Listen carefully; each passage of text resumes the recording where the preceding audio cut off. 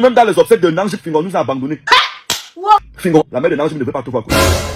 La mère de Nanjip ne veut pas te voir. Ah bon? Et pourquoi? Oui, papa, c'est plus faux. Je sais que t'as reconnu le mec, c'est la plus faite, voilà, comme tu aimes bien m'appeler. Robinson Pifo, viens, on enterre la hache de guerre. Robinson Pifo est vraiment vrai. Mon petit frère Pifo. S'abonnez-vous. Quand vous vous abonnez bien, très bien. Quand tu regardes une vidéo, il faut partager et mettre les likes. Paye ou non? Ok.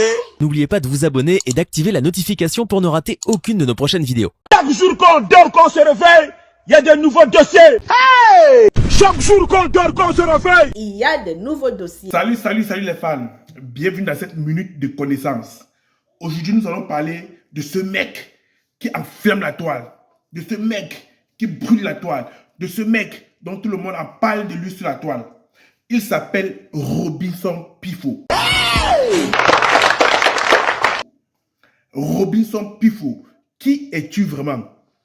Moi, peut-être, je suis AF237 Buzz. Je réside à Strasbourg. Même tous mes fans qui sont du côté de Strasbourg veulent savoir qui est vraiment ce gars des Robinson Pifo. Est-ce qu'on peut appeler le nom de quelqu'un comme ça tous les jours sur Internet et il dort en paix chez lui? Robinson Pifo, qui es-tu? On veut savoir vraiment qui es-tu. Car franchement, je me demande si c'est toi qui remplace Kabena parce que tu es aujourd'hui le numéro 1, incontournable sur la toile. Es-tu comédien? Es-tu producteur? Es-tu artiste? Es-tu chanteur? Tu es allé jusqu'à ridiculiser le monument de la comédie camerounaise, le grand Fingon Tchalala. Même dans les obsèques de Nanjip, Fingon nous a abandonnés. Fingon, la mère de Nanjip ne veut pas te voir. La mère de Nanjip ne veut pas te voir, Fingon. Ça fait 2 semaines que je n'étais pas chez moi. Je suis arrivé là tout à l'heure. C'est ma question, Fingon est où? Je suis arrivé là tout à l'heure. Je parle de Fingon parce que c'est son parrain. Fingon est où? Je suis arrivé là tout à l'heure. Monsieur Robinson Pifo, même Franco le Mignon n'a pas pu supporter la position que tu as donnée au monument culturel camerounais à Fingon Tchalala lors de la dernière réunion pour les obsèques, pour les funérailles de Kaboué Nandjip. Écoutons un peu Franco le Mignon. J'ai les larmes aux yeux. Quand vous me voyez là, j'ai les larmes. Je suis fâché. Regardez cette image. Qui vous voyez? L'image que vous voyez là, c'est une capture d'une vidéo que le frère de Cabrel m'a envoyé hier. Il m'a demandé de publier. J'ai mis ça en réel sur ma page hier. 2 juillet pour lui rendre un hommage pour ceux qui... Et on tient à rappeler déjà que voilà, les t-shirts sont déjà disponibles pour tous ceux-là ou celles-là qui veulent entrer en possession. On va vous orienter comment faire pour avoir ce t-shirt. Ce t-shirt pour rendre hommage à un lion. Ben, les prix seront communiqués. Voilà, rendez-vous à Bamanté. Et mon problème, ma préoccupation, c'est le grand frère Fingon Tralala qui est à côté là. L'appeler Fingon Tralala est pour moi un mépris. Mais je vais l'appeler papa. Pas papa parce que son enfant à mon âge, mais papa parce que même artistiquement parlant, sa carrière est au moins 3 fois ma carrière dans le showbiz. Regardez la position des monuments de la culture camerounaise. Hier, comme vous pouvez constater, était une autre séance de la réunion pour les obsèques de Gabriel Nandjip. Et comme il a dit, il devait être présent. Ce qui me fait mal, c'est la position de notre grand frère.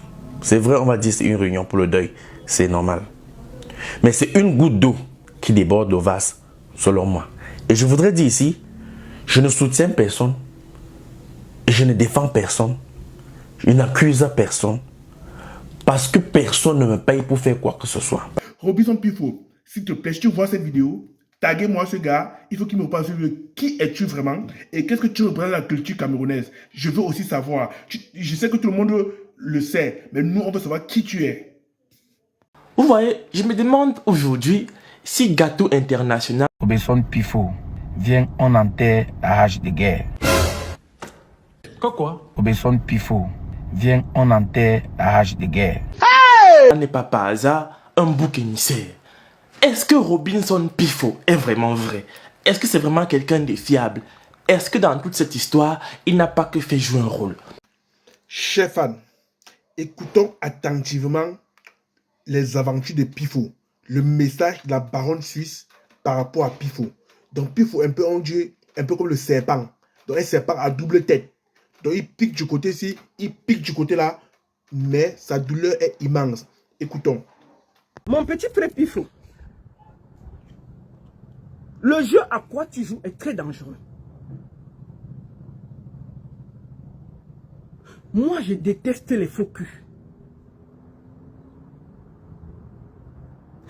Si tu es une dengue là, que tu as monté, tu as remonté comme un coucou là, c'est pas bon. Je vais te dire une chose, Pifo. Je ne t'ai pas appelé, je vais te dire ça devant le monde entier pour que tu m'écoutes très bien.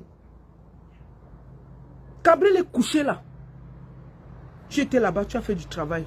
Je salue ça. Mais toi-même, tu sais que tu n'es pas sincère. Je vous ai dit que Cabrel n'est plus là. Nous, on va parler pour lui.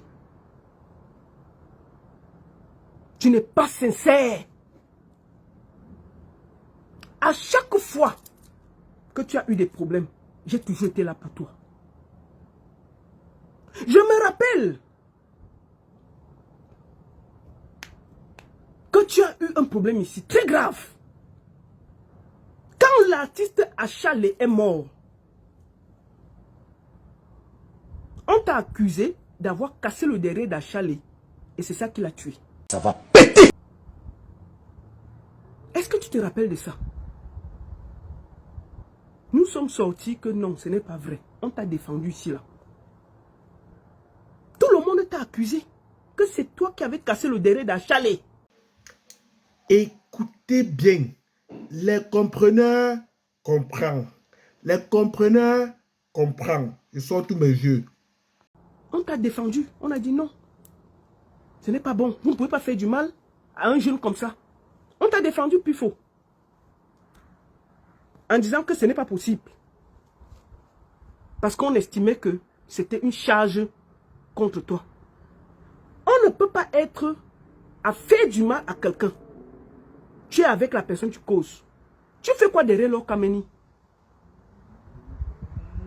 Tu viens en journée, tu parles autrement. Derrière, tu remontes. C'est toi qui amènes Motapenda chez Lord Kameni. Et tous ces jeunes-là. Est-ce que c'est bien ce que tu fais? Est-ce que c'est bien ce que tu fais? Tu sais ce que c'est que d'accuser quelqu'un de vouloir tuer ou de tuer? Ça reste sur toi. Toi là, on t'a accusé seulement là. On est sorti pour dire que non. On est sorti pour dire que non. Ce n'est pas bien. Puis faut-il oublier de dire quelque chose? Quand Cabrel Nandip meurt, je t'appelle. Je prends mon téléphone, je t'appelle. Je te présente mes condoléances. Je demande comment tu vas. Tu me dis c'est dur. Tu m'expliques la dernière journée de Cabrel, comment vous êtes eu à 23 h, tout. Après tu commences à me dire que oui, j'avais dit à Cabrel de ne pas courir vite. Il était dans le Moukouagné. Il était ceci. Il avait touché. Il est même parti au Togo. Il est même parti ceci. Je lui avais dit de ne pas courir, de ne pas ceci, de ne pas cela. C'est toi qui lances l'affaire là. Écoutez bien. Les compreneurs comprennent. Les compreneurs comprennent. Je sors tous mes yeux. Moi, je t'ai écouté. Je t'ai écouté. Je t'ai bien écouté. Je t'ai dit oui. Vraiment, parce que entre temps, les gens me remplissaient la tête. Je lui ai dit que oui, il y a même un jeune là qui m'a dit qu'il y avait ceci chez Cabrel. Oui, je te confirme la mère, puisque toi tu es le plus proche de Cabrel. C'est toi qui lances ça dehors. Que Cabrel est dans le Moukouagné. Parce que je vois, on veut tuer Gâteau International aujourd'hui. Mais tu fais partie de la personne qui parlait en bas et qui venait devant dire autre chose. Tu me dis, mais la mère, vraiment, il ne faut même pas que quelqu'un parte au deuil. Le deuil, si vraiment, je vais moi-même d'abord aller me laver. Je ne peux pas poser mon pied au deuil. Mais j'ai été choqué, étonné de te voir devant le deuil. Ça veut dire c'est quelqu'un qui se sous-estimait toujours. Et aujourd'hui, avec tout ce qu'on voit là, je sais que où il est couché là, il est content et il est rassuré qu'il était une grosse star, s'il vous plaît. Est-ce qu'on peut applaudir pour Cabrel qui est couché là, s'il vous plaît? Est-ce qu'on peut applaudir pour lui? Quand tu es pauvre, on ne se pose pas la question à savoir pourquoi tu es pauvre. Une fois tu es riche, on pose la question à savoir comment est-ce que tu as fait pour être riche. D'où vient ton argent? D'où vient ton succès? Nous devons aussi apprendre à connaître que le travailleur a droit à un salaire, que l'homme qui bosse dur a droit à la réussite. L'homme qui bosse dur doit finir par réussir. Nous devons apprendre à reconnaître la valeur du travail de quelqu'un. Nous devons apprendre à reconnaître que lorsqu'on travaille, on finit par avoir un succès, on finit par être riche, on finit par être célèbre. Quand tu es paresseux, tu ne peux pas réussir. Seul le paresseux emploie des mots de sorcellerie. Il n'y a que le paresseux qui ne reconnaît pas la valeur du travail de quelqu'un. Il n'y a que le paresseux qui passe son temps à accuser les gens des sorciers, à traiter des gens des sorciers. Quand tu te bats, le paresseux ne regarde pas. Une fois tu as réussi, le paresseux vient tout faire pour te rabaisser. Il vient te rabaisser souvent parce que les gens lui posent la question que mais c'était ton ami. Mais regarde comment aujourd'hui il a réussi. Et pour se débarrasser de ceux-là qui viennent lui poser la question à savoir comment toi qui es son ami, tu as réussi et lui il n'a pas réussi. Il dit que mais vous êtes sans ignorer que lui il a trempé la main quelque part. C'est un sorcier, c'est un PD, c'est un. Apprenez à reconnaître la valeur du travail de quelqu'un.